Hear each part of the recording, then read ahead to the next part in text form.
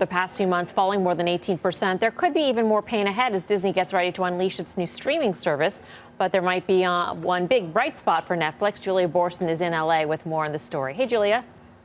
Well, Melissa, we're about 2 months away from the launch of Disney's streaming service, Disney Plus. And it's worth noting that we've seen quite a reversal of fortunes between Disney and Netflix. Over the past year, Disney shares have gained 27%, while Netflix stock has fallen by 16%. Now, Disney's market cap is now nearly double its streaming rival. Just a little over a year ago, Netflix briefly had a higher market cap than Disney. And now there are 2 new studies that project a shifting power dynamic. Digital TV Research projects that Netflix will grow its subscriber base to 219 million by the year 2024.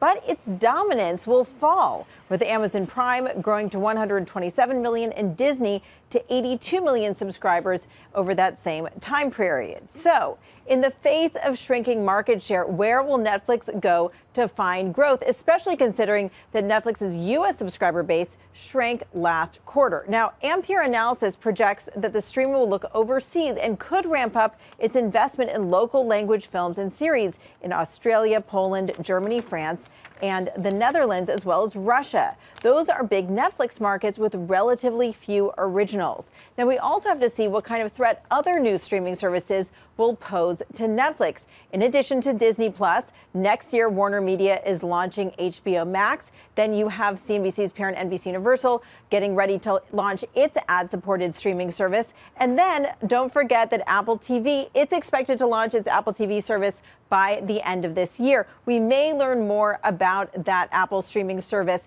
its pricing, as well as a precise launch date at an Apple iPhone event that is scheduled for Tuesday. Guys, back over to you. All right, Julia, thank you. Julia Boorstin in L.A. Now, Tim flagged Netflix and missed out on this week's rally. So what do you think? I just think this has been a trend for a stock, a high multiple stock that on some level has been totally executing, except for its best days in terms of, I think, stealing market share and having the ability to almost price their service. In other words, when they started to raise prices, people were very concerned and expect there possibly be some churning.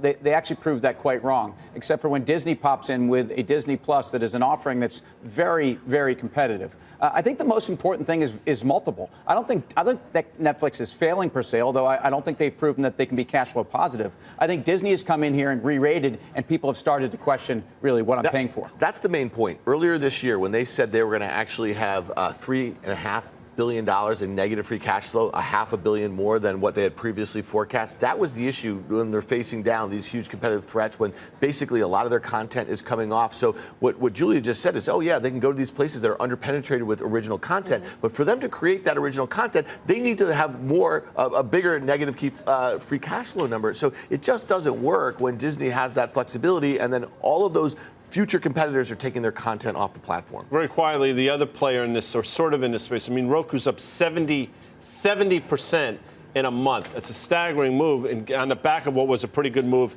in the first place off a pretty decent quarter a month ago. So I think a lot of analysts raising their price target. I think Roku's the way to play it.